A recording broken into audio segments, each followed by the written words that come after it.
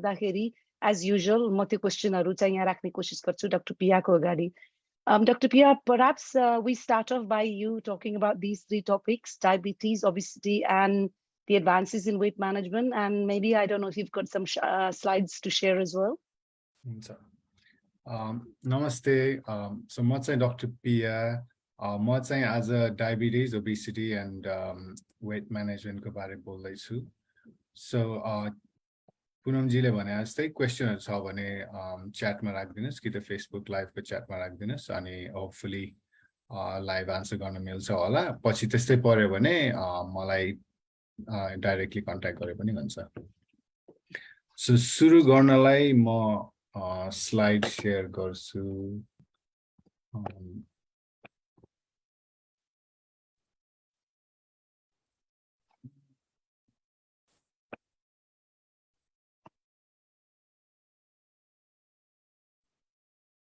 So सुरु गरौँ हैन डायबिटिजबाटै. सो डायबिटिज चाहिँ तपाईको ट्रेडिसनली टाइप 1 र टाइप 2 डायबिटिज भनेर हामीले सुनिरा होला नाम. टाइप 1 डायबिटिज चाहिँ युजुअली यंगर पिपलमा हुन्छ हैन, बच्चाहरुमा कि पहिला चाहिँ अन्डर 40 भन्थ्यो हैन, तर 40 कट्दैमा टाइप 1 डायबिटिज लाग्दैन भन्ने चाहिँ छैन. त्यो चाहिँ युजुअली सुरुदेखि नै इन्सुलिन लिनुपर्ने हुन्छ अनि त्यो चाहिँ आफ्नो बडीले एन्टिबडीहरु प्रोड्युस गर्छ त्यो प्यानक्रियाजमा अनि इन्सुलिन बनाउन सक्दैन जिउले. कमन चाहिँ तपाईको टाइप 2 डायबिटिज हो. त्यो चाहिँ अब अबाउट 90% अफ डायबिटिज चाहिँ टाइप 2 डायबिटिज हो हैन. यो चाहिँ अब नेपाली पपुलेसनमा बढी कमन पनि छ. अनि यो चाहिँ हाम्रो मेटाबोलिक सिन्ड्रोम ओबेसिटी सँग लिंक्ड चाहिँ टाइप 2 डायबिटिज हो हैन. यसमा चाहिँ तपाईको इन्सुलिन रेजिस्टेन्स हुन्छ. जिउले इन्सुलिन चाहिँ बनाइरा हुन्छ, अरु भन्दा बढी नै बनाइरा हुन्छ हैन, तर त्यो चाहिँ बडीले युज गर्न सक्दैन. अनि अरु पनि छ हैन डायबिटिज. तपाईको प्रेग्नेन्सीमा हुने जेस्टेशनल डायबिटिज छ हैन. अनि अरु चाहिँ अदर्स भनेर अरु रेयर टाइप्स अफ डायबिटिज पनि हुन्छ. जस्तै तपाईको प्यानक्रियाटाइटिस भयो भने सर्जरी गरेर प्यानक्रियाज निकाल्यो भने हैन, अनि जेनेटिक सिन्ड्रोमहरु छ. अनि कुनै औषधिहरु खायो भने जस्तै स्टेरोइड खायो भने ब्लड सुगर बढ्ने हुन्छ हैन. त्यस्तो डायबिटिजहरुलाई चाहिँ युजुअली टाइप 3 कि त अदर्स भनेर भनिन्छ. त्यो चाहिँ टाइप 1 पनि पर्दैन, टाइप 2 पनि पर्दैन हैन. ट्रिटमेन्ट चाहिँ डिपेन्डिङ अन द टाइप फरक हुन्छ हैन. तर त्यो चाहिँ टाइप्स अफ डायबिटिज भयो हैन. अब धेरै आज फोकस चाहिँ अब ओबेसिटी एन्ड वेट म्यानेजमेन्ट भने भएर टाइप 2 डायबिटिजमै फोकस गर्छु म म्यानेजमेन्ट चाहिँ हैन. म्यानेजमेन्ट अप्सन भन्दाखेरि चाहिँ अब तपाईहरुलाई थाहा नै होला, अब टाइप 2 डायबिटिज लाग्यो भने चाहिँ अब वेट लस गर्नुपर्छ, लाइफस्टाइल मोडिफिकेसन गर्नुपर्छ हैन, कार्बोहाइड्रेट कम खानुपर्छ भनेर चाहिँ सुनिरा होला तपाईहरुले. अब भन्न बित्तिकै अब डायबिटिज लाग्यो भन्न बित्तिकै अब जिन्दगीभर गरेर चिज एकैचोटी चेन्ज गर्न पनि गाह्रो छ हैन. सो स्लो एन्ड स्टेडी गर्न पनि सकिन्छ. कसैले चाहिँ हैन लाग्ने बित्तिकै एकैचोटी वेट घटायो भने चाहिँ डायबिटिज एकदम इम्प्रुभ हुन्छ, जान पनि सक्छ भनेर एकदम वेट लस पनि फोकस गर्छ. अब औषधिको कुरा गर्ने हो भने चाहिँ सबैभन्दा पहिला चाहिँ मेटफर्मिन चलाउँछ. अनलेस त्यो साइड इफेक्ट भयो भने कि त कन्ट्राइन्डिकेसन भयो भने चाहिँ मेटफर्मिन चलाउँदैन. नभए युजुअली सबैलाई डायट लाइफस्टाइल मेटफर्मिनबाट सुरु गर्छ. अनि पहिला चाहिँ सबैलाई ग्लिक्लोजाइड दिन्थ्यो हैन, वा सल्फोनाइलुरिया भनेर. पहिला नेपालमा ग्लिबेनक्लोमाइड, डायोनिल भनेर खुब चल्थ्यो. अनि अहिले चाहिँ अब कि एमरिल कि डायमाइक्रोन भनेर चल्छ. सो त्यो चाहिँ ट्रेडिसनली त्यो थियो, तर त्यो चाहिँ सल्फोनाइलुरिया हो. यो मैले बोल्डमा राखेको छु नि. अनि सल्फोनाइलुरिया र इन्सुलिन चाहिँ दुवै इफेक्टिभ छ हैन सुगर घटाउनेमा, एकदम राम्रो छ. तर दुईटैको साइड इफेक्ट चाहिँ के हुन्छ भने कहिलेकाहीँ चाहिँ सुगर एकदम घटेर हाइपोग्लाइसेमिया हुन्छ हैन, लो सुगर, त्यो पनि हुन सक्छ. अनि दुईटैले वेट गेन पनि गराउँछ. त्यही भएर आजकल चाहिँ सकेसम्म तिनीहरु भन्दा अरु नै एजेन्ट चलाउने तिर फोकस भइराछ हैन. अब DPP4 इन्हिबिटर क्लासमा चाहिँ ग्लिप्टिनहरु, यो सिटाग्लिप्टिन, लिनाग्लिप्टिनहरु, फिल्टाग्लिप्टिनहरु जुन यहाँ पाइन्छ, यो चाहिँ वेट न्यूट्रल हो. यसले पनि ब्लड सुगर अलिअलि घटाउँछ हैन, वेट चाहिँ त्यति घटाउँदैन तर बढाउँदैन. अनि तपाईको GLP-1 एगोनिस्ट भनेको चाहिँ यो इन्जेक्सनहरू आजकल खुब बजारमै नपाउने भइसक्यो हैन यो ओजेम्पिक ट्रुलिसिटी भनेर तिनीहरू चाहिँ तपाईको GLP-1 एगोनिस्ट हो पहिला पहिला चाहिँ बायोटा भनेर आउँथ्यो दिनमा 2 चोटी इन्जेक्सन लाउनु पर्थ्यो हैन तर अहिले चाहिँ वन्स अ वीक इन्जेक्सन लाएर पहिला पहिला भन्दा इफेक्टिभ छ अब तिनीहरूको अझ वेट लसको लागि अझ हायर डोज पनि आइरहेछ यो सक्सेन्डा भनेको पनि यो GLP-1 एगोनिस्टमै पर्छ त्यो चाहिँ वन्स अ डे त्यो चाहिँ पहिल्यैदेखि वेट लसको लागि अवेलेबल छ तर PBS मा चाहिँ छैन तपाईको त्यो किन्नुपर्छ महँगो पर्छ SGLT2 इन्हिबिटर पनि यिनीहरू पनि वेट लस गर्छ यिनीहरूले हैन यो चाहिँ त्यो पिसाबमा सुगर हाल्ने गरेर मेकानिजम हो सो त्यसले अलिअलि वेट लस गर्छ पिसाब बढी आउँछ तर तपाईको हार्टलाई पनि राम्रो छ किडनीलाई पनि राम्रो छ सुगरलाई पनि राम्रो छ भनेर आजकल कार्डियोलोजिस्ट नेफ्रोलोजिस्टहरूले पनि खुब युज गरेर हुन्छ यो जार्डियन्स अनि 4Zika भनेर यो डापाग्लिफ्लोजिन एम्पाग्लिफ्लोजिन चलाइरहन्छ त्यो अलिकति लाइटर कलरमा भएको एकार्बोस पाइग्लिटेजोन र मेग्लिटेनाइड चाहिँ त्यति युज हुँदैन त्यही भएर म अहिले त्यति बोल्दिनँ त्यसको बारे हैन अरु गर्ने चाहिँ अब कसैले चाहिँ अब कुनै एउटा स्टडी थियो डाइरेक्ट स्टडी भन्ने UK मा त्यो चाहिँ within 6 years of diagnosis of type 2 diabetes तपाईले 15 किलो घटायो भने चाहिँ तपाईको 85% 84% chance of diabetes going into remission भनेर स्टडी थियो हैन त्यही भएर आजकल चाहिँ न्यूली डायग्नोज डायबिटिजमा एकैचोटी वेट स्वाट घटायो भने चाहिँ डायबिटिज एकदम इम्प्रुभ हुन्छ बिफोर त्यो पर्मानेन्ट ड्यामेज त्यो बिटा सेलहरु प्यानक्रियाजमा पर्मानेन्ट ड्यामेज हुनुभन्दा अगाडि नै पहिल्यै ट्रिट गर्यो भने चाहिँ त्यो फाइदा हुन्छ भन्ने कुरा छ त्यही भएर आजकल चाहिँ त्यो पहिला चाहिँ अलिअलि ट्रिट गर्ने अनि नराम्रो हुन्छ अनि अर्को औषधि दिने अनि ब्लड सुगर अझ बढ्छ अनि अर्को औषधि दिने लास्टमा इन्सुलिन दिने भन्ने हुन्थ्यो अहिले चाहिँ अब कसैले रेकमेन्डेड चाहिँ सुरुमै राम्ररी ट्रिट गर्ने स्वाट सुगर घटाउने स्वाट वेट घटाउने अनि त्यो भयो भने चाहिँ लङ टर्म फाइदा हुन्छ भनेर भन्छ अनि ब्यारियाट्रिक सर्जरी पनि छ अप्सन हैन specially type 2 diabetes with severe obesity छ भने चाहिँ ब्यारियाट्रिक सर्जरी गर्यो भने त्यो वेट लसले पनि र त्यो सर्जरीको मेकानिजमले पनि तपाईको धेरै जनाको सुगर चाहिँ एकदम इम्प्रुभ हुने भनेर देखिन्छ सो तिनीहरुको बारे कुनै क्वेशनहरु छ भने च्याटमा लेख्नुस् हैन म एउटा क्वेशन सोध्छु ल बिइङ अ लेमन कति धेरै औषधिहरु के यो वेट फ्रेन्डली साइडमा हाउ डु यु डिसाइड कुन चाहिँ युज गर्ने भन्ने कुनै बडी डायबिटिज सुगर भएर हो कि सो यो चाहिँ कस्तो भने मैले सुरुमा डायबिटिज 15-20 वर्ष अगाडि चाहिँ 3टा औषधि थियो सबैले मेटफर्मिन पाउँथ्यो त्यसपछि सल्फोनाइलुरिया पाउँथ्यो अनि अर्को 1-2 वटा जुन अहिले पाउँदैन यो रोजिग्लिटेजोनहरु भन्ने थियो त्यसपछि इन्सुलिन थियो हैन सो त्यतिखेर चाहिँ सजिलो थियो म्यानेजमेन्ट तर औषधिहरु चाहिँ त्यति राम्रो थिएन अहिले चाहिँ के भयो भने औषधिहरु धेरैवटा नयाँ आयो तर कन्फ्युजिङ छ तपाईले भने जस्तै सो अनि अर्को चीज चाहिँ के भयो भन्दाखेरि अब 20 वर्ष अगाडि चाहिँ तपाईलाई डायबिटिज भयो भने एन्डोक्रिनोलोजिस्ट भेट्नु पर्छ एन्डोक्रिनोलोजिस्टले हेल्प गर्छ भनेर जस्तो कुरा गर्थ्यो अब अहिले चाहिँ तपाईको 90-95% अफ टाइप 2 डायबिटिज चाहिँ जनरल प्र्याक्टिसनरले म्यानेज गर्छ हैन सो जतिवटा नयाँ औषधि आयो जतिवटा डिफरेन्ट टाइप अफ एउटै क्लासमा पनि 2-3 वटा हुन्छ हैन त्यो भयो भने कन्फ्युजिङ हुन्छ अब तपाईले त्यो अस्ट्रेलियन डायबिटिज सोसाइटीको गाइडलाइनै हेर्नु भयो भने पनि पहिला चाहिँ स्ट्रेट लाइन जस्तो हुन्थ्यो अहिले चाहिँ एकदम त्यो मेज जस्तो छ हैन सो अब आउने चाहिँ प्र्याक्टिस त्यो गर्दै गएपछि आउने हो हैन अब एज अ जनरल प्र्याक्टिसनर चाहिँ के हुन्छ भने आफूले एउटा औषधि छान्छ अनि युजुअली त्यो आफ्नो प्याटर्न हुन्छ हैन अब मैले देखे अनुसार चाहिँ अब PBS ले पनि अलिकति रिस्ट्रिक्सन गर्छ जस्तै तपाईको यो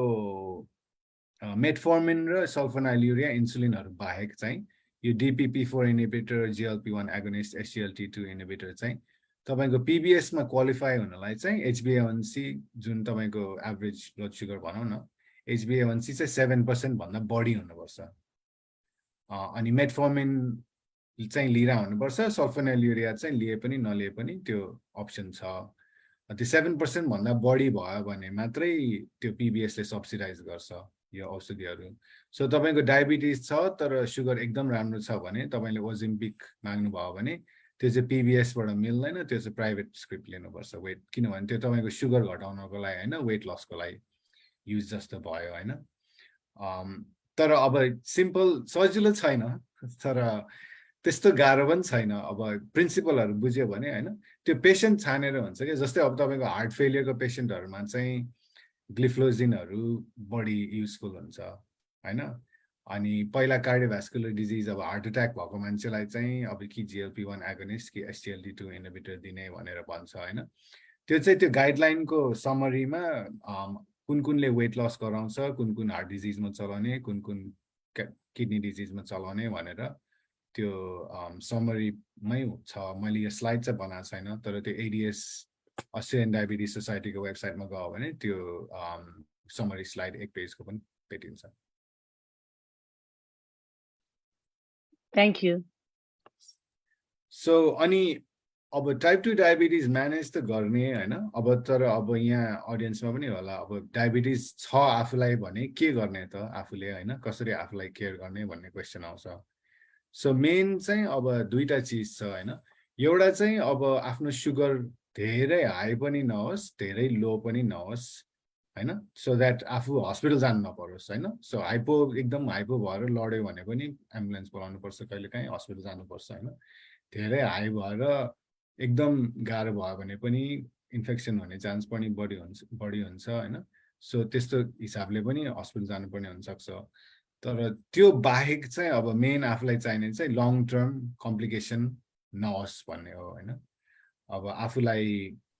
लङ टर्म भन्नाले अब किडनी डिजिज हार्ट डिजिज स्ट्रोकहरु हैन अनि तपाईको अब डायबिटिक फुट अल्सरहरु न्युरोपैथीहरु हुन्छ हैन यिनीहरु चाहिँ अभोइड गर्ने हो त्यसको लागि चाहिँ सुगर राम्ररी मेन्टेन गर्ने भन्छ हैन त त्यो बाहेक चाहिँ सेल्फ केयर पनि भन्छ के सो त्यो NDSS ले चाहिँ के भन्छ भने अल सानो चाहिँ अल ठुलो बनायो भने सो 6 मन्थली चाहिँ वेट नाप्ने हाइट नाप्ने हैन आफ्नो BMI क्याल्कुलेट गर्ने सो BMI चाहिँ अब एपबाट पनि क्याल्कुलेट गर्न मिल्छ हैन नभए केजी पर मिटर स्क्वायर्ड हो आफ्नो हाइट र वेट नाप्यो भने त्यो क्याल्कुलेटरबाट पनि गर्न मिल्छ नर्मल चाहिँ अब 25 भन्दा कम भन्छ हैन अनि 25 to 30 चाहिँ ओभरवेट भन्छ मोर देन 30 चाहिँ ओबेसिटी भन्छ हैन तर म यहाँनिर एउटा क्वेशन सोध्छु ल यो क्वेशन आएको छ what is obesity how do you know your obese कुन बेलामा हाम्रो मोटापापन ठीक छ र यो चाहिँ अब हैन ओबेसिटीमा गयो भनेर थाहा पाउने सो त्यो चाहिँ अब एउटा सबभन्दा सजिलो चाहिँ BMI हो हैन तपाईको बडी मास इन्डेक्स भन्छ तर त्यो चाहिँ अब एकदम एक्युरेट चाहिँ छैन किनभने यो साउथ एसियन पपुलेसनमा चाहिँ लोवर BMI मा पनि रिस्क हुन्छ सो मोटोपन चाहिँ अब इट्स के भन्ने एकदम आर्बिट्रेरी हो हैन सो साइन्टिस्टहरुले चाहिँ के गरेछ भने कुन वेट वा कुन कति ओबेसिटी भयो भने चाहिँ हैन तपाईको हार्ट रिस्क बढ्छ मोर्टालिटी बढ्छ त्यो हेरेर गरेछ उनीहरुले हैन किनभने तपाईको अब बडी मास इन्डेक्स चाहिँ नाप्यो भने अब हामीले के भन्छ भने 25 भन्दा मुनि चाहिँ नर्मल हो 18 to 25 हैन अनि 25 to 30 चाहिँ ओभरवेट 30 भन्दा माथि चाहिँ ओबेसिटी भन्छ हैन अब तर के हुन्छ भने त्यो चाहिँ अब म्याक्सिमम स्टडी गरेको चाहिँ यो व्हाइट युरोपियन ओरिजिनको मान्छेहरुमा स्टडी गरेछ हैन सो त्यति नै अनि उनीहरु चाहिँ के भन्छ 21 22 BMI भयो भने चाहिँ मिनिमम मोर्टालिटी हुन्छ लङ टर्म हैन त्यो भन्दा एकदम घट्यो भने पनि मोर्टालिटी बढ्छ हैन बढ्यो भने पनि मोर्टालिटी बढ्छ अब मोर्टालिटी भन्नाले अब तपाईको BMI आज यो छ र तपाईको 10 वर्षमा 15 वर्षमा कति जना मर्छ कति जना बाँच्छ भन्ने स्टडी हो हैन यो चाहिँ गर्न गाह्रो स्टडीहरु हो किनभने यो धेरै 15-20 वर्ष कुरेर मात्र थाहा हुन्छ कि कति जना बाँच्छ कति जना मर्छ र त्यो 15-20 वर्ष अगाडि तिनीहरुको BMI के थियो भनेर हेर्नलाई हैन तर जनरली अब यो इन्डियन पपुलेसनहरु पनि गरेछ हैन सो साउथ एसियनहरुको चाहिँ पेट लाग्छ के अब त्यही भएर सेन्ट्रल ओबेसिटी भन्छ हैन त्यो चाहिँ झन् डेन्जरस हो तपाईको हार्ट डिजिजहरु यो त्यसको रिस्कको लागि डायबिटिजको रिस्कको लागि सो त्यो भएर चाहिँ अब हाम्रो अब नेपाली एथनिसिटीको हिसाबले चाहिँ BMI तपाईको 23 भन्दा कम भयो भने चाहिँ राम्रो हो हैन 23 भन्दा बढी भयो भने चाहिँ अलिअलि रिस्क बढ्न थालिसक्यो सो तपाईको 23 भन्दा बढी भनेको र जस्तै युरोपियन ओरिजिनको मान्छेको 25 भनेको उस्तै रिस्क जस्तो हुन आउँछ हैन तर त्यो बीएमआई भनेको चाहिँ कस्तो भने अब एकदम अग्लो छ एकदम छोटो छ त्यो भयो भने पनि फरक पर्छ हैन अनि वेस्ट सर्कम्फरेन्स अर्को अप्सन हो हैन तपाईको ओबेसिटी हेर्ने वा मोटोपन हेर्ने त्यसमा चाहिँ अब कति सेन्टिमिटर भन्दा बढी भयो भने ओबेसिटी भन्छ हैन तर त्यो प्रब्लम के छ भन्दा वेस्ट सर्कम्फरेन्स नाप्दाखेरि तपाईले 2 दिन नाप्नु भयो भने अलिकति ठाउँ मिलेन भने त्यो धेरै फरक पर्छ सो त्यो चाहिँ त्यति एक्युरेट हुँदैन के त्यो रिप्रोड्युसिबिलिटी छैन तपाई क्लिनिकै जानुभयो भने नर्सले आज तपाईको वेस्ट नाप्यो अनि भोलिपल्ट वेस्ट नाप्यो भने फरक आउँछ सो त्यही भएर त्यो त्यति एक्युरेट हुँदैन तर जेनरली चाहिँ अब आफ्नो पेट लागेको छ भने चाहिँ त्यो चाहिँ राम्रो होइन आफ्नो हेल्थको लागि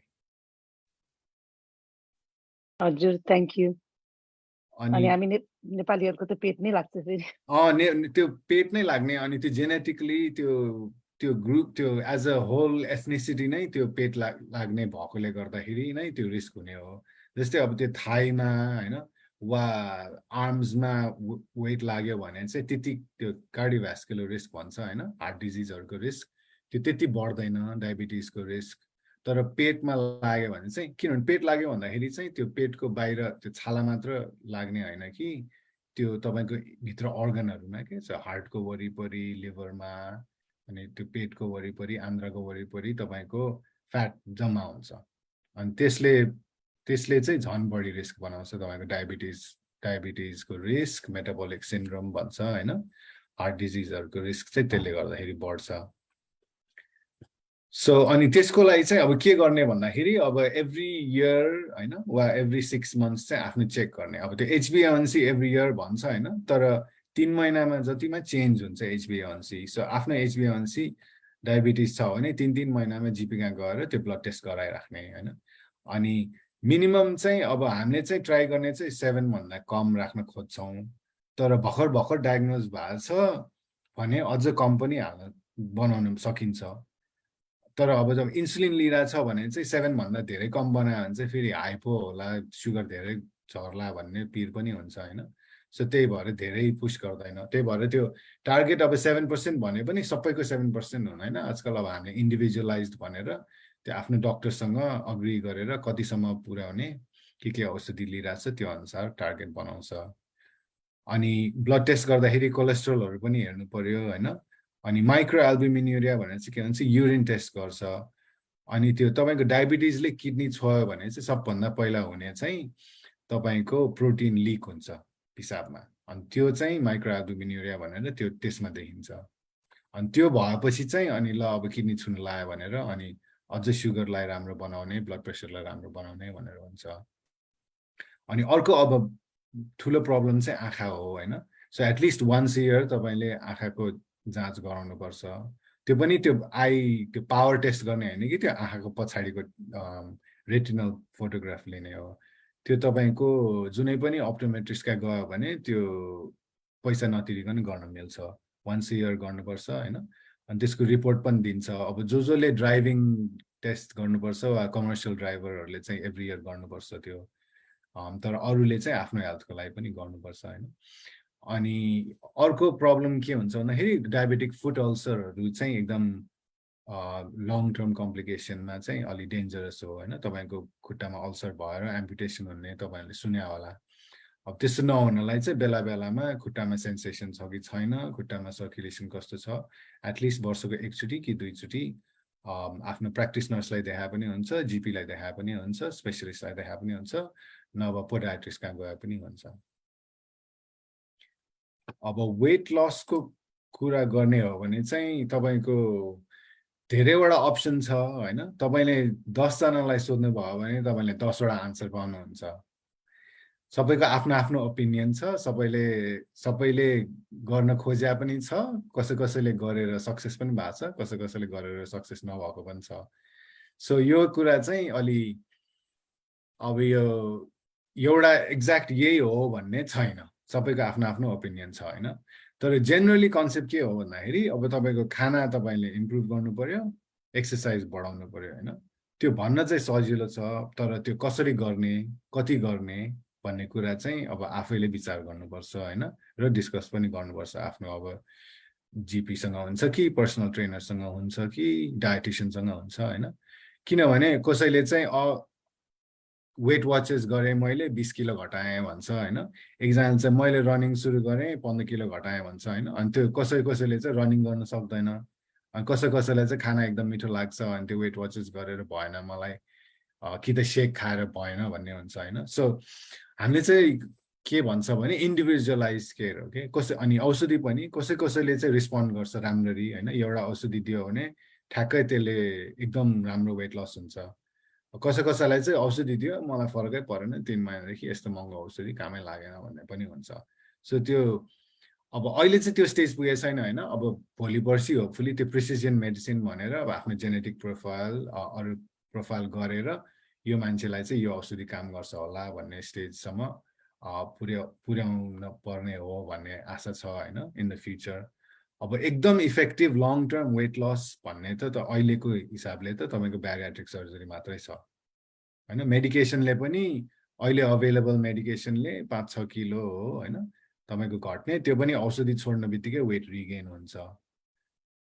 ओजेम्पिक अहिले खुब आइराछ हैन नाम अनि आजकल बजारमा पाउन पनि गाह्रो छ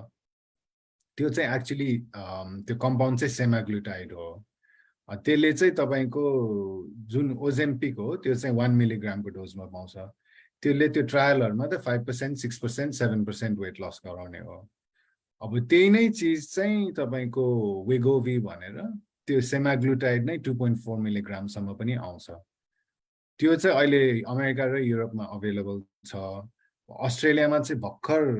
टीजीए ले अप्रुभ गरेको छ तर त्यो आजकल ओजेम्पिकै नपाउने भएर उनीहरुले मार्केट चाहिँ गरेको छैन होपफुली डिसेम्बर जनवरीतिर गर्छ कि भन्ने छ हैन त्यो वेगोवी आयो भने चाहिँ त्यो 2.4 मिलिग्रामले चाहिँ तपाईको 15% वेट लस सम्म देखाइराछ ट्रायलहरुमा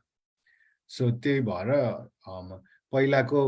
कुनै पनि औषधि भन्दा त्यसले चाहिँ बढी वेट लस गराउँछ हैन तर त्यसको साइड इफेक्ट पनि छ अब सबै यो GLP-1 एगोनिस्टहरुको भन्ने मेन साइड इफेक्ट चाहिँ नजिया भमिटिङ डायरिया हो त्यही भएर जहिले पनि सुरु गर्दाखेरि सबभन्दा मिनिमम डोजमा गर्ने अनि त्यसपछि बिस्तारै बढाउँदै लाने त्यो चाहिँ त्यो साइड इफेक्टहरु कम होस् भनेर अब त्यसमा पनि कसैलाई साइड इफेक्टै हुँदैन कसैलाई त त्यो मिनिमम डोजमा पनि त्यो खानै नमिल्ने गरेर एकदम गाह्रो हुन्छ अब त्यो केही हप्ता आफूले पर्सिभियर गर्यो भने चाहिँ त्यो जान्छ तर कसैलाई चाहिँ गाह्रो भएर त्यो लिनै सक्दैन हैन अब अरु औषधिहरुको नाम हेर्ने भने अब तपाईको ओर्लिस्टाट पाउँछ हैन ड्युरामाइन चल्छ यहाँ कन्ट्रेभ छ हैन सक्सेन्डा पनि GLP-1 एगोनिस्टै हो हैन तपाईको त्यो चाहिँ वान्स डेली त्यसको चाहिँ टीजीए अप्रुभल छ वेटको लागि हैन तर PBS सब्सिडाइज छैन त्यही भएर तपाईको 380 देखि $400 लिन्छ महिनाको महँगो छ हैन अनि वेगोवी चाहिँ भर्खर अप्रुभ भएको छ तर त्यो मार्केट गरेको छैन ओजेम्पिक लिने चाहिँ त्यो डायबिटिज डोज चाहिँ अब वेगोवी 2.4 हो भने डायबिटिज डोज त्यो सेमाग्लुटाइडको ओजेम्पिक चाहिँ 1 मिलिग्राम हो हैन त्यो चाहिँ तपाईले किन्नु भयो भने त्यो $140 जति पर्छ महिनाको सो धेरैवटा अप्सन छ हैन अब अर्को पनि नयाँ आउँदैछ यो टिर्जापेटाइड भनेर त्यो चाहिँ अमेरिकामा लन्च भइसक्यो यहाँ चाहिँ अब होपफुली डिसेम्बर जनवरीतिर आउँछ कि भन्ने छ त्यसको त झन् 2.5 देखि 15 मिलिग्राम पाउँछ हैन त्यो त 20-22% सम्म वेट लस देखाइराछ ट्रायलहरुमा सो धेरैवटा अप्सन आउँदैछ हैन अब कुनै पनि चीजको साइड इफेक्ट नभइकन आउँदैन तर लङ टर्म अहिलेसम्म त्यस्तो नराम्रो खासै केही देखेको छैन सो होपफुली यो चाहिँ अप्सनहरु आउँछ होला यसको बारे अब केही क्वेशन छ भने म हजुर म यहाँ हुनुभएको अटेन्डिजहरु यो तल गएर हैन हामीले क्वेशन सोध्न मिल्छ त्यहाँ Q&A भन्ने छ तल स्क्रिनमा हेर्नुभयो भने त्यहाँ राख्दाखेरिमा हुन्छ क्वेशन त्यो मैले देख्न पाउँछु र म हाम्रो डाक्टर साहबलाई सोध्ने छु अनि त्यस्तै फेसबुक मुनि जो हुनुहुन्छ हेरिरहनु भएको हामीलाई त्यही तपाईले टाइप गर्नुभयो भने पनि मैले देख्न पाउँछु र म त्यो क्वेशन यहाँ राख्छु म आफै एउटा क्वेशन सोध्छु है अब हामीले यो वेट लस को कुराहरु गर्दाखेरि यो ट्याब्लेट खाएर मेडिसिन खाएर वेट लस गर्नु राम्रो होइन भन्ने सुनिराको हैन सो म त कस्तो सरप्राइज भएँ कति धेरै ट्याब्लेट पाउँदो रहेछ त्यो वेट लस गराउनलाई पनि होइन त्यो त्यसमा दुईटा क्वेसन एउटा इज इट इजिली एभाइलेबल कि होइन प्रिस्क्रिप्सनहरू नै चाहिन्छ र अर्को चाहिँ लाइक कसरी दिन्छ लाइक होइन डायबिटिज भएको छ वेट लस गर्नै पर्छ दिइहाल्नु भन्ने हुन्छ कि होइन कि अरू नै केही ट्राई गरेर केही भएपछि नि अब यो भएन भनेपछि चाहिँ ल हामी ट्याब्लेटमा गएर वेट लसमा जाऊँ भन्ने त्यस्तो आउँछ सो दुईटा कुरा चाहिँ तपाईको वेट लस चाहिँ कस्तो भने ट्याब्लेटले वेट लस गर्न राम्रो होइन कि अब तपाईले गएर बजारमा अनरेगुलेटेड केही एउटा पाउडर छ यसले वेट लस गर्छ भनेर खानुभयो भने अब त्यो चाहिँ के छ त्यसमा थाहा हुँदैन होइन अब यो मेडिकेसनहरू चाहिँ रेगुलेटेडै हो यिनीहरूले के गर्छ भनेर हामीलाई थाहा छ होइन तर अब ट्याब्लेटहरू सबैको साइड इफेक्ट चाहिँ हुन्छ होइन केही न केही कसैलाई बढी हुन्छ कसैलाई कम हुन्छ तर साइड इफेक्टको चान्स हुन्छ सो ट्याब्लेट बिना त्यही नै चिज गर्न सक्यो भने त ठिक छ होइन तर अब ट्याब्लेट बिना वेट लस गर्न सकेन भने वा इन्जेक्सन बिना वेट लस गर्न सकेन भने चाहिँ तपाईँले के ट्राई गर्ने भन्दाखेरि चाहिँ यिनीहरू आउँछ होइन अब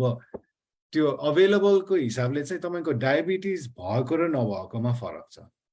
जस्तै अब तपाईँलाई टाइप 2 डायबिटिज छ भने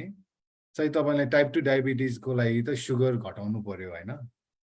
अनि त्यो सुगर घटाउने औषधि दिँदाखेरि चाहिँ वेट लस गर्ने र सुगर घटाउने औषधि दिने होइन रादर देन वेट सुगर चाहिँ घटाउने वेट चाहिँ बढाउने औषधिहरू अप्सन कम गरेर पुरानो थियो होइन त्यो नदिएर वेट लस पनि गर्ने सुगर पनि घटाउने औषधि दिने चाहिँ अप्सन छ होइन त्यो चाहिँ त्यसमा चाहिँ त्यति कन्ट्रोभर्सी छैन त्यो चाहिँ अब पिबिएस मैले यहाँ अनुपमजीले लेखेको पनि देखेँ होइन वाट इज पिबिएस भनेर यो चाहिँ त्यो फार्मास्युटिकल बेनिफिट स्किम भनेर चाहिँ तपाईँले प्रिस्क्रिप्सन किन्दाखेरि जस्तै यो ओजेम्पिकको $140 पर्छ होइन तर पिबिएसले चाहिँ के भन्छ भने अब यो टाइप 2 डायबिटिज लागेको मान्छे जसको HbA1c 7% छ त्यसलाई चाहिँ हामी सब्सिडाइज गर्छु भनेर भन्छ होइन त्यो भयो भने चाहिँ तपाईँले त्यो $40 कि $42 तिर्नुपर्छ होइन अझ पेन्सनर भयो भने त अझ कम हुन्छ होइन त्यो तिर्नुपर्छ त्यो जुन ग्याप त्यो चाहिँ सरकारले सब्सिडाइज गरिदिन्छ क्या त्यो चाहिँ सरकारले चाहिँ अब डिफ्रेन्ट औषधिको यो यसमा मात्र होइन जेमा पनि औषधिमा तपाईँले अब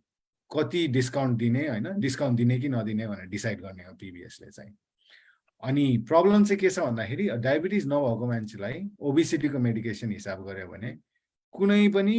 सब्सिडाइज छैन सबैको तपाईँले फुल प्राइस तिर्नुपर्छ त्यही भएर महँगो पर्छ जस्तै ओजेम्पिक पनि तपाईँको टाइप 2 डायबिटिज छ सुगर हाई छ भने तपाईँ $40 तिर्नुहुन्छ तर तपाईँलाई डायबिटिज छैन भने त्यही चिजलाई तपाईँले $140 तिर्नुपर्छ त्यो चाहिँ त्यो सरकारले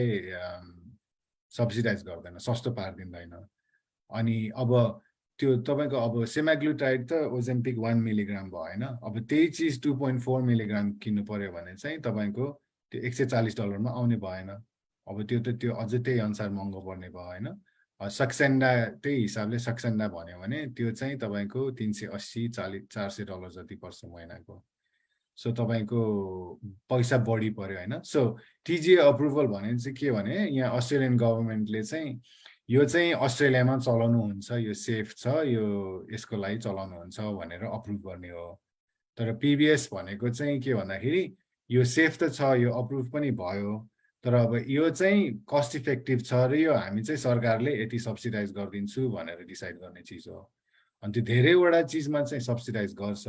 यो ओबिसिटीमा चाहिँ अब हामीले त्यही त्यो डिस्क्रिमिनेसनको कुरा गर्छ होइन ओबिसिटी कलेक्टिभहरू अरू अर्गनाइजेसनहरूले पनि त्यही कुराहरू छ कि ओबिसिटीलाई चाहिँ किन सब्सिडाइज नगर्ने त ओबिसिटी पनि रोग हो होइन मोटोपन पनि रोग हो त्यो के अरे अब तपाईँको स्मोकिङ सेसेसनलाई तपाईँले निकोटिन प्याच दिनुहुन्छ होइन अनि अल्कोहल विथड्रल भयो भने डाइजिपाम दिनुहुन्छ होइन तर यो ओबिसिटी भयो भने चाहिँ औषधि चाहिँ कुनै पनि सब्सिडाइज नगर्ने चाहिँ कसरी मिल्यो त भन्ने कुरा पनि छ होइन अब त्यो कुरा चाहिँ अहिले अब कुरा गऱ्यो भने धेरै लामो हुन्छ होइन तर त्यो धेरै बायस छ कि नेगेटिभ बायस अब डक्टरहरूले पनि होइन अब एक्सर्साइज अलिकति गरेर कम खायो भने त दुब्लाइहाल्छ नि किन औषधि चाह्यो भन्ने पनि त्यस्तो पनि भन्छ पेसेन्टहरूले होइन सो त्यस्तो सजिलो छैन अब मोटाएको मान्छेलाई दुब्लाउन सजिलो छैन होइन अनि अब तपाईँको 50% त जेनेटिकली नै हुन्छ कि तपाईँको अब आमा बुवा मोटो छ दाजुभाइ मोटो छ भने आफू मोटो हुने चान्स 50% जति कसैको अझ बढी नै होइन चान्स चाहिँ वेट बढ्ने चाहिँ त्यो जेनेटिकली नै छ अब त्यो आफ्नो जिन त चेन्ज गर्न सक्दैन होइन अब आफूले त्यो जति बाँकी पर्सेन्ट छ त्यसमा गरेर एक्स्ट्रा डायट गरेर एक्स्ट्रा एक्सर्साइज गरेर तपाईँले वेट घटाउन खोज्ने हो होइन तर अब जेनेटिकली आफ्नो कस्तो छ मेकअप त्यो अनुसार तपाईँलाई गाह्रो हुने हुन्छ होइन फेरि कोही कोही अब कम खाने भनेर अब कोही कोहीले चाहिँ खाना नै बढी खाने हुन्छ कोही कोहीले चाहिँ खाना ठिक्क खाने तर बिचबिचमा स्न्याक खाने हुन्छ कोही कोही चाहिँ स्न्याक पनि नगर्ने तर सुगरी ड्रिङ्क अब कोका कोला एउटा लियो भने होइन कति क्यालोरी हुन्छ त्यो हिसाब गऱ्यो भने त्यो लिटर लिटर खायो भने त त्यो खाना खाँदै नखायो भने मोटाउँछ होइन कोही कोही चाहिँ रक्सी खाएर मोटाउँछ होइन स्न्याक्सहरू खाएर सो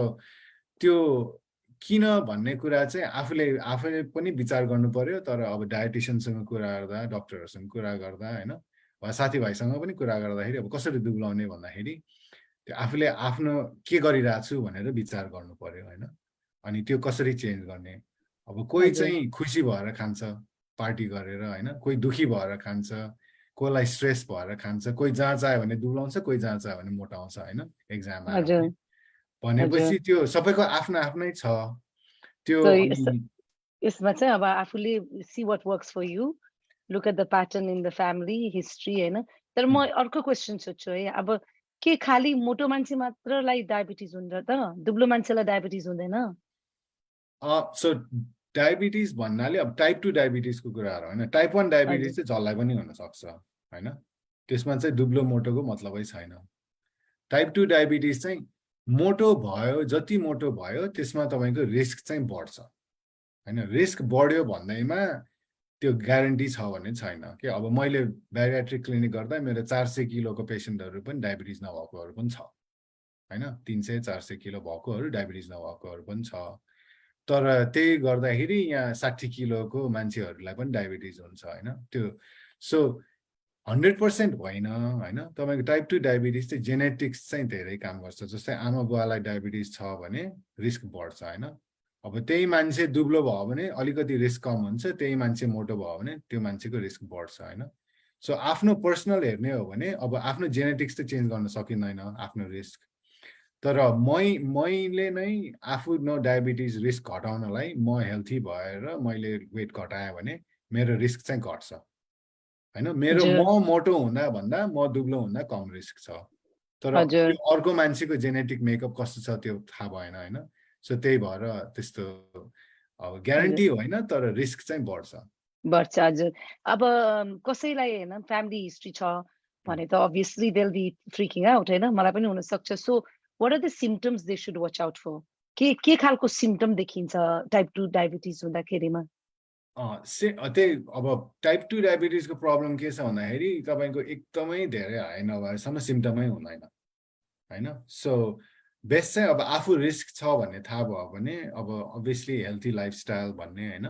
कसैले चाहिँ प्री डायबिटिज सुगर अलिकति हाई छ तर डायबिटिज रेन्जमा छैन भने मेटफर्मिन सुरु गर्ने पनि गर्छ होइन कोही चाहिँ अब मेरो सुगर अलिकति बढ्यो डायबिटिज चाहिँ भएको छैन तर मेरो म अलिकति मोटो पनि छु होइन म ओजेम्पिक लिन्छु कि त म टुलिसिटी लिन्छु भनेर आफै किनेर लिनेहरू पनि हुन्छ होइन त्यो भयो भने रिस्क त घट्छ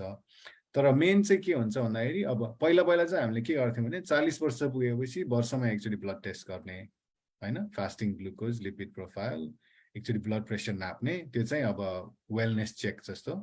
अब तपाईँको त्यो गाडीको पिङ्क स्लिप ग्रिन स्लिप के भन्छ होइन त्यस्तै आफ्नो पनि वन्स इयर चेकअप गर्ने राम्रो हो होइन किनभने तपाईँको सुगर चाहिँ अब 11 भन्दा माथि ऱ्यान्डम ब्लड सुगर कि त फास्टिङ ब्लड सुगर 7 भन्दा माथि भयो भने डायबिटिज भन्छ होइन युजली हामीले कहिलेकाहीँ के पर्छ एउटा ब्लड टेस्टमा त्यही भएर हामीले 2टा ब्लड टेस्ट डिफ्रेन्ट टाइममा त्यही ब्लड टेस्ट 2चोटि गर्नुपर्छ डायबिटिज डायग्नोज गर्नलाई भन्छौँ अनलेस सिम्पटम छ भने होइन अब सिम्पटम मेन हुने भनेको चाहिँ तपाईँको प्यास लाग्ने पिसाब बढी लाग्ने भोक बढी लाग्ने हुन्छ होइन अनि कसैको चाहिँ वेट लस पनि हुन्छ सुगर धेरै हाई भयो भने तर तपाईँको यो सुगर 15-20 नभइकन सिम्पटमहरू आउँदैन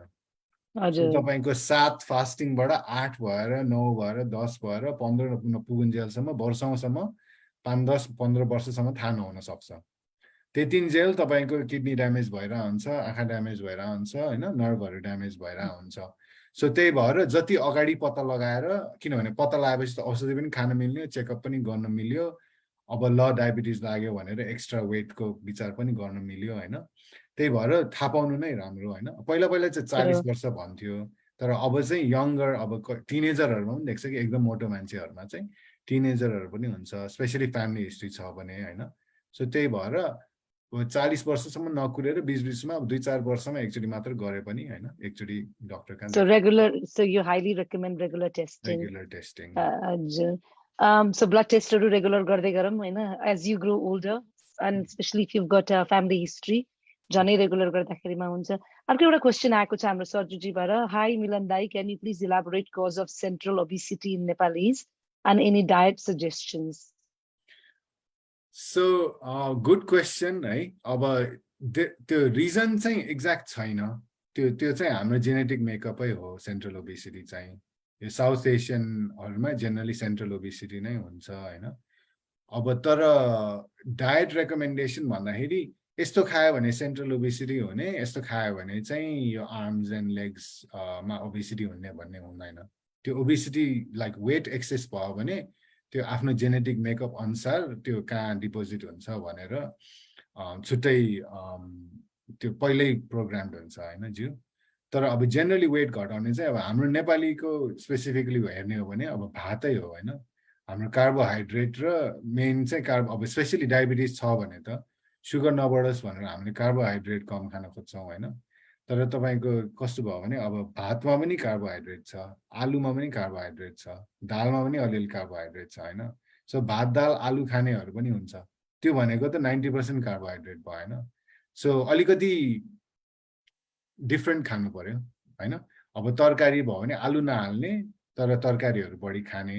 भातको मात्रा चाहिँ भात धेरै, हाम्रो नर्मली अब नेपाली थालमा चाहिँ भात धेरै हुन्छ अनि अलिअलि तरकारी मासु अचारहरू छेउमा हुन्छ। त्यो भातको मात्रा चाहिँ कम गरेर तरकारीहरू बढी गर्ने, होइन। अनि प्लस त्यो एक्चुअल अब भात खाने मात्रा नै कम गर्नु पर्यो। अब अरू कार्बोहाइड्रेट भन्दाखेरि अब पाउरोटी, रोटी, होइन, पास्ताहरूमा पनि कार्बोहाइड्रेट हुन्छ। त्यही भएर कसैले चाहिँ पारबोइल्ड राइस कि त ब्राउन राइस, होइन, अनि रोटी पनि अब ब्राउन आटा गरेर के गरेर त्यो बिस्तारै एब्जर्ब हुन्छ, होइन। त्यो कार्बोहाइड्रेट त कार्बोहाइड्रेटै हो, तर बिस्तारै एब्जर्ब गरे भएर बडीले अलिकति बडी प्रोसेस गर्ने टाइम पाउँछ। अनि तर जेनरली चाहिँ अब ओबेसिटी भन्दाखेरि क्यालोरी बढी भयो, होइन। तपाईँले जति बर्न गरिराख्नु भएको छ त्यो त्यो त्यो एक्टिभिटीबाट वा सासबाट वाटेभर, अनि तर त्यो भन्दा चाहिँ आफ्नो इन्टेक बढी भयो। त्यो इन्टेक कसरी बढी भयो, होइन, कि त बर्न गरेको कम पनि हुनसक्छ। अब जेनेटिकली कसैको एनर्जी जुन आफूले बर्न गर्छ त्यो अलिकति कम भयो भने पनि मोटोपन हुन्छ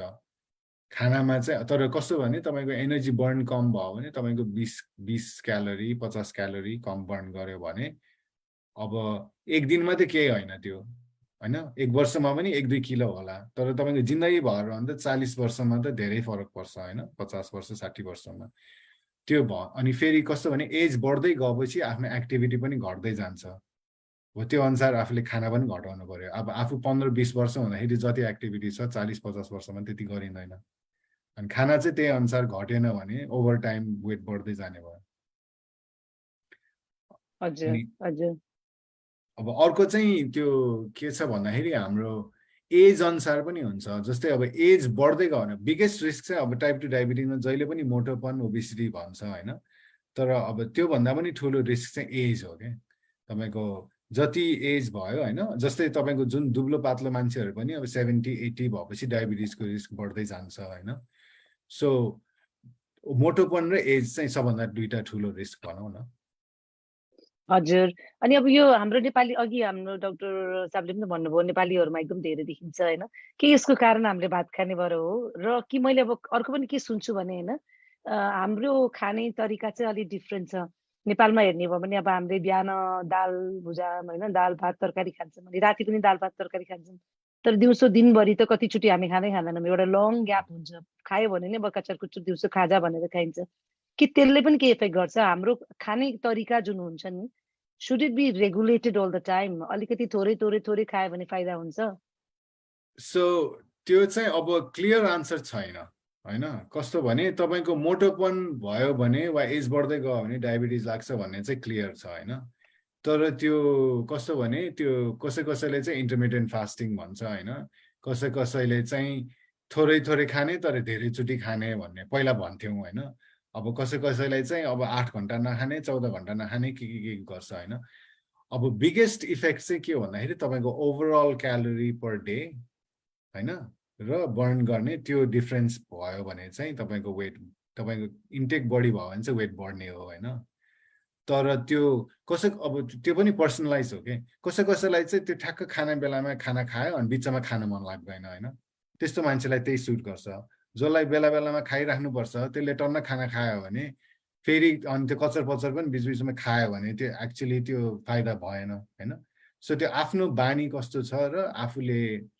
आफूलाई कस्तो सजिलो लाग्छ कस्तो राम्रो लाग्छ त्यो गर्नुपर्छ किनभने तपाईको डायट भन्ने चाहिँ एकदम राम्रो चीज होइन के कस्तो भने डायट गर्छु भन्ने चीज चाहिँ किनभने डायट बाइ डेफिनेसन के हुन्छ भने डायट गर्यो अनि लास्टमा डायट छोड्दिन्छु भन्छ हैन सो तपाईले त्यो सोचाइ नै चेन्ज गर्नुपर्छ कि तपाईको म यस्तै खान्छु अब म यो चेन्ज गर्छु कि अबदेखि मलाई अब बिहान बेलुका भात खान्न म अबदेखि म बेलुका रोटी फर एक्जाम्पल बेलुका म रोटी मात्र खान्छु भनेर भन्नुभयो भने त्यो डायटिङ गरेर रोटी खाएको नसोच्नु कि मेरो बेलुका खाने नै रोटी हो भनेर सोच्नुस् हैन भात खाने भनेको पनि नराम्रो होइन भातको हाम्रो तर नेपालीको चाहिँ के छ भन्दाखेरि भात धेरै खाने हैन अनि त्यो अरु हरियो परियो सागपातहरु चाहिँ थोरै राख्ने हैन अनि भातमै बढी जोड गर्ने हो हैन पहिला अब जस्तै तपाईको 50 वर्ष अब हाम्रो हजुरबाको कुरा गर्ने हो भने बिहान टन्न भात खायो अनि दिनभरि खेतमा काम गर्यो हैन अनि फर्केर आयो टन्न खायो हैन त्यस्तो बेला त त्यो एनर्जी चाहिन्छ अनि भात धेरै खाएर नराम्रो हुँदैन तर अब हामी अब गाडीमा काम जाने अफिस गएर चेयरमा बस्ने अनि फेरि गाडीमा फर्किनेहरुलाई त त्यो भात त्यति नै खाएर त अभियसली मोटोपन बढ्ने भयो हैन त्यो चाहिँ एन्भाइरनमेन्टले पनि त्यो त्यस्तो हुन्छ भन्दैमा भात नराम्रो भनेको होइन भातको मात्रा ठीक भयो भने तपाईले ब्यालेन्स गरेर अब सलाडहरु फ्रुटहरु भेजिटेबलहरु खानु भयो भने मासुहरु खानु भयो भने त्यो अनुसार त्यो पनि हुन्छ त्यो यही नै खानुपर्छ भन्ने छैन हैन तर जे खानुहुन्छ तपाईले अब this is my new way of life भनेर सोच्नु कि हैन यो म 1 महिना डाइटिङ गरेर घटाउँछु भनेर सोच्यो भने चाहिँ त्यो 1 महिनापछि त्यो फेरि वेट रिगेन हुन्छ हजुर त्यो देखेको पनि छ कति मान्छेहरुले डाइट गर्छ अनि देन ठ्याक्क आफ्नो आइडियल वेटमा आएपछि छोड्दियो फेरि वाट त बढ्यो हैन र यसमा चाहिँ के मेसेज भने यो तपाईँ यहाँ अस्ट्रेलियामा हैन वेस्टर्न वर्ल्डमा नि भन्छ नि everything is good but in moderation हैन खराब कुरा केही छैन तर सबै कुरा मोडरेसनमा मिलाएर खायो भने मिल्छ र मेन हामीले के बुझ्नु पर्यो भने कति भित्र गइराको छ र कति बाहिर खर्च भइराको छ त्यो ब्यालेन्स चाहिँ मिलाउन जान्नु पर्यो हैन धेरै नै खाने मान्छेले धेरै नै खर्च गर्नु पर्यो हैन त्यो पनि हो प्लस कसैको चाहिँ जेनेटिकली अब मोटोपन हुने जिन्स छ भने त्यो मान्छेले चाहिँ बडी जोड गर्नु पर्यो कि इट्स नट फेयर हैन तर अब जस्तै अब हाम्रो सबैजनाको साथी छ जसले चाहिँ टन्न खान्छ के एक्सरसाइज गर्दैन तर दुब्लो छ हैन अब त्यो चाहिँ थ्रिफ्टी फेनोटाइप भनेर भन्छ हैन त्यो इट्स नट फेयर तर अब त्यही हो अब आफ्नो जेनेटिक मेकअप चाहिँ त्यहीसँग बस्नु पर्यो हैन सो उसले कम खाए उसले धेरै खाएर उ मोटा आएन भनेर कम्प्लेन गर्नु पनि मिलेन के आफूले नै मैले यति खायो भने चाहिँ म मोटाउने रहेछ त्यही भएर म यति खानु पर्यो कि त मैले एक्सरसाइज बढी गर्नु पर्यो भनेर त्यो आफ्नो सबैको पर्सनलाइज्ड थ्रेशोल्ड हुन्छ हैन सो त्यो अनुसार हो यहाँ एउटा क्वेशन देखिरहेको थिएँ है Can a person with diabetes have sugar-free Coke or sugar-free biscuits? So sugar-free भन्नाले अब स्वीटनर हाल्छ हैन सो हेल्थी भनेर हेल्थी चाहिँ होइन तर त्यसमा सुगर चाहिँ हुँदैन हैन र त्यसले वेट बढाउँदैन र सुगर बढाउँदैन सो त्यो हिसाबले चाहिँ सुगर भएको भन्दा राम्रै हो हैन तर अहिले भर्खर पनि पेपरहरु आछ कि त्यो स्वीटनरहरु हाल्यो भने अरु नै हेल्थ रिस्क पनि हुन सक्छ हैन त्यही भएर त्यो सुगर फ्री भन्नेमा जति मन लाग्यो त्यो लिटर खान पनि भएन हैन सो अहिले अलि खाने भनेको अर्कै कुरा हो हैन तर त्यसले डाइरेक्टली सुगर चाहिँ त्यति बढाउँदैन प्लस त्यो वेट पनि बढाउँदैन हैन तर अब कसैले भने अनुसार चाहिँ कुनै रिसर्चमा चाहिँ अब त्यो सुगर फ्री खायो भने त्यो सुगर आउँछ कि भनेर बडीले आश गर्छ अनि झन् भोक लाग्छ हैन कसैले चाहिँ सुगर फ्री कोकसँग बर्गर विचार गर्छ हैन सो सुगर फ्री कोक खाने बित्तिकै बर्गर खान मन लाग्छ कसैलाई हैन सो त्यो अरू इन्डाइरेक्ट इफेक्टहरु छ हैन तर डाइरेक्टली सुगर फ्री कोक खाएर वा सुगर फ्री बिस्किटहरु खाएर सुगर बढ्ने मोटोपन बढ्ने चाहिँ हुँदैन हजुर यहाँ अर्को एउटा क्वेशन आइरहेको छ हैन फेसबुक लाइभमा यो चाहिँ हाम्रो एकजना जीपी साथीले लेख्नु भएको छ could you please elaborate on sick day management for patients with diabetes and insulin okay so sick day management भनेर चाहिँ कस्तो भने जुन दिन अब आफूले इन्सुलिन लिइरहेको मान्छेले स्पेशली टाइप 1 डायबिटिजमा चाहिँ हामीले बढी गर्छ हैन तर टाइप 2 मा पनि गर्छ टाइप 1 डायबिटिजमा चाहिँ के हुन्छ भन्दाखेरि तपाईले इन्सुलिन पुरै बन्द गर्नुभयो भने 2-3 दिनमै हस्पिटल पुगेर एकदम बिरामी हुन्छ हैन सो डायबिटिक किटोएसिडोसिस हुन्छ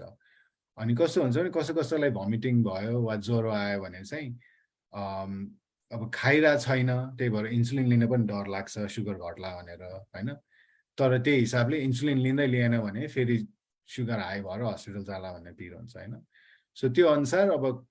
हाई त्यो सिक डे म्यानेजमेन्ट भनेर चाहिँ के गर्छ भने अब बडी चेक गर्ने हैन अनि त्यो डायबिटिक किटोएसिडोसिसको फर्स्ट साइन चाहिँ तपाईको किटोन्स देखिन्छ किटोन भनेको चाहिँ तपाईको फ्याट बर्न गरेर बाइ प्रोडक्ट हो तर त्यसले एसिड पनि हुन्छ हैन सो किटोन टेस्ट गर्ने सुगर हाई भयो भने अनि टाइप 1 डायबिटिजमा त्यो लङ एक्टिङ इन्सुलिन जुन छ त्यो चाहिँ जति भमिटिङ भए पनि जति सुगर लो भए पनि त्यो चाहिँ बन्द गर्नु हुँदैन हैन अनि तपाईको सुगर बढेको जस्तो लाग्यो भने एक्स्ट्रा त्यो सर्ट एक्टिङ इन्सुलिन एक्स्ट्रा पनि लिन मिल्छ हैन तर अब सिक डे रुल भन्दाखेरि हामीले के किन भनेको भन्दाखेरि तपाईको अब टाइप 1 डायबिटिज इन्सुलिन लिइरा मान्छेलाई तपाईले महिनाको एकचोटी 4 महिना स्पेशलिस्टले त 4 महिनाको एकचोटी देख्छ हैन तर त्यो बिचमा उलाई कहिले के पर्छ हैन सो त्यो चाहिँ हामीले पेशेन्टलाई नै सिकाउने हो कि यस्तो भयो भने यस्तो गर्ने एक्सरसाइज भयो भने यस्तो गर्ने बिरामी भयो भने यस्तो गर्ने सुगर लो हो भने यस्तो गर्ने भनेर बिरामीलाई सिकाउने पेशेन्ट एम्पावरमेन्ट जस्तो हैन अनि त्यो भयो भने चाहिँ उनीहरुले किनभने उनीहरु त 365 दिनै डायबिटिज लिएर बस्नुपर्छ हामीले जस्तै 4 महिनामा एकचोटी हेरेर यसो गर भनेर सबै सिनारियोको त सिकाउन मिल्दैन हैन सो त्यो उनीहरुले आफै सेल्फ म्यानेज गर्नलाई सिकाउने हो हैन अब जेनरली मैले हेर्दाखेरि चाहिँ टाइप 1 डायबिटिज भएको पेशेन्टलाई हैन स्पेशलिस्ट रिफरल चाहिँ चाहिन्छ at least once a year joint care गर्ने हो भने एज अ जीपी टाइप 1 डायबिटिजको मान्छे हेर्ने हो भने एटलिस्ट वन्स अ इयर कि त वन्स इन 6 मन्थ्स स्पेशलिस्टलाई भेटेर जोइन्ट केयर गर्यो भने राम्रो हुन्छ किनभने कतिवटा पेशेन्ट देखेछु मैले जो जीपी केयरमा छ हैन कतिवटा नयाँ टेक्नोलोजी आइसक्यो कतिवटा नयाँ इन्सुलिन आइसक्यो कतिवटा नयाँ दबाई आइसक्यो हैन सो त्यो एज अ जनरल प्र्याक्टिसनर 100 थरी डिजिजको बारे थाहा पाउने बेलामा सबै चिजमा फुल्ली अप टु डेट हुन गाह्रो छ हैन सो अब टाइप 1 डायबिटिज चाहिँ आई रेकमेन्ड कि अब at least once in a while स्पेशलिस्टलाई भेट्ने एउटा यहाँ क्वेसन देखिरहेको वेट लस सर्जरीको बारे पनि क्वेसन देखिरहेको थिएँ मैले हैन त्यसको बारे पनि अब वेट लस सर्जरी चाहिँ अब अघि मैले भनेको थिएँ हैन अब कन्सिस्टेन्ट वेट लस हुन्छ अब कसैको 30% 40% हैन हाम्रो यो अब कुनै पेशेन्ट त अब 300 किलोको पेशेन्टले त 100 किलो 150 किलो पनि घटाउने हुन्छ त्यो चाहिँ कस्तो छ भने त्यो इट्स नट म्याजिक त्यो काम चाहिँ गर्नुपर्छ आफूले खाना इम्प्रुभ गर्नुपर्छ हैन सकेसम्म एक्टिभिटी बढाउनुपर्छ तर जो मान्छेलाई धेरै भोक लाग्छ जो मान्छेलाई गाह्रो छ हैन वेट लुज गर्नलाई त्यो it is a tool it is an aid to weight loss हैन पहिला चाहिँ ग्यास्ट्रिक ब्यान्ड भनेर खुब गर्थ्यो आजकल चाहिँ धेरै स्लिभ ग्यास्ट्रेक्टमी र ग्यास्ट्रिक बाइपास गर्छ तिनीहरूको राम्रो छ मेकानिजम हैन धेरै सेफ छ 1% भन्दा लाइक 0.5% होला मोर्टालिटी तपाईं गल ब्ल्याडर अपरेसन गरे जतिकै सेफ छ हैन तर लङ टर्म चाहिँ अब न्युट्रिसनल प्रब्लम हुन सक्छ तपाईको एब्जर्प्सन माल एब्जर्प्सन भएर त्यही भएर हामीले भिटामिनहरु प्रिस्क्राइब गर्छौं क्याल्सियमहरु प्रिस्क्राइब गर्छौं हैन त्यसको लागि चाहिँ अब वन्स इयर जस्तो चेक गर्नुपर्छ ब्लड टेस्ट लङ टर्ममा त्यसको चाहिँ मैले केमा भने एन्डोक्रिनोलोजी टुडे भनेर एउटा पेपर आउँछ हैन त्यसमा मैले एउटा जीपीहरुले ब्यारियाट्रिक सर्जरी गरेको पेशेन्टहरुलाई के टेस्ट गर्नुपर्छ के गर्नुपर्छ भनेर मैले लेखेको थिएँ लास्ट इयर अनि जस्तै अब डायबिटिजको जेनरल गफ सुन्ने हो भने चाहिँ हामीले पहिला हामीले युकेमा हुँदाखेरि एउटा च्यारिटी थियो डायबिटिज नेपाल त्यसबाट यो मदन कृष्ण हरिवंशले पनि 1 घण्टाको गरेछ फिल्म जस्तो डायबिटिजको बारे ब्लड टेस्टहरु के गर्ने कसो गर्ने भनेर एजुकेसनल पनि हो अलिकति रमाइलो पनि छ हैन त्यसको अहिले पार्ट 2 को लागि चाहिँ हामीले पैसा उठाइरहेको छु बल्ल तर त्यो चाहिँ अलि कति 15 वर्षै भयो होला त्यो बनाएको 10-15 वर्ष भयो होला त्यो चाहिँ युट्युबमा अवेलेबल छ तपाईले हरिवंश मदन कृष्ण डायबिटिज भन्यो भने आउँछ त्यो पनि हेर्नुभयो हुन्छ हैन हजुर थ्यांक यू म एक्चुअली क्विकली जेस्टेशनल डायबिटिज को बारेमा कुरा गर्छु है त्यो कस्तो प्रेग्नेन्ट वुमेनहरु एट रिस्क र अनि कसैलाई जेस्टेशनल डायबिटिज देखेको छ भने के त्यो वुमन चाहिँ पछि लेटर इन लाइफ गएर डायबिटिज हुन सक्ने चान्स बढी छ सो जेस्टेशनल डायबिटिज हुने अब पैथोलोजी पैथोफिजियोलोजी भनौं न जुन हुन्छ त्यो र टाइप 2 डायबिटिजको एकदम सिमिलर छ सो जसको चाहिँ टाइप 2 डायबिटिज रिस्क छ त्यसको जेस्टेशनल डायबिटिज रिस्क पनि छ हैन सो धेरै हुने भनेको चाहिँ फ्यामिली हिस्ट्री हो अनि तपाईको फ्यामिलीमा टाइप 2 डायबिटिज छ भने वा आफू जन्मिने बेलामा आफ्नो आमालाई जेस्टेशनल डायबिटिज थियो भने हैन भन्ने रिस्क हुन्छ अर्को चाहिँ जति एज बढ्दै गयो त्यति जेस्टेशनल डायबिटिजको रिस्क हुन्छ के अब त्यही मान्छे 20 वर्षमा बच्चा पायो भने जेस्टेशनल डायबिटिज नहोला तर 35-40 वर्षतिर पायो भने त्यसको जेस्टेशनल डायबिटिजको रिस्क बढी हुन्छ हैन अनि जो जेस्टेशनल डायबिटिज भएको आइमाईले बच्चा पाइसकेपछि 106 हप्तामा चाहिँ टेस्ट गर्नुपर्छ कि जेस्टेशनल डायबिटिज गयो कि गएन भनेर हैन तर त्यो गयो भने पनि फ्युचरमा आउन सक्ने चान्स छ त्यही भएर at least once a year blood test गरेर चेक गर्नुपर्छ अब जो अब प्रेग्नेन्ट हुँदाखेरि 100 किलो थियो हैन र त्यसले चाहिँ 30 किलो घटाएर 70 किलो भएपछि 4-5 वर्षमा भने उसको रिस्क अभियसली कम हुन्छ तर जो पहिल्यै 50-60 किलो थियो प्रेग्नेन्सीमा अब उसको धेरै वेट लस गर्ने त धेरै स्कोप छैन हैन त्यस्तो मान्छेलाई चाहिँ गाह्रो छ रिस्क घटाउन कसैले चाहिँ अब वेट नघटे पनि एक्सरसाइज बढी गर्यो भने हैन एक्टिभिटी बढी गर्यो भने त्यो रिस्क घट्न सक्छ कसैले चाहिँ हैन म मेटफर्मिन खान्छु मेरो प्री डायबिटिज जस्तो छ भने त्यो पनि हुन्छ हैन त्यो सबैको रिस्क चाहिँ छ अब 100% ग्यारेन्टी त हैन तर जेस्टेशनल डायबिटिज नभएको भन्दा भएकोलाई फ्युचरमा टाइप 2 डायबिटिजको रिस्क चाहिँ बढी हुन्छ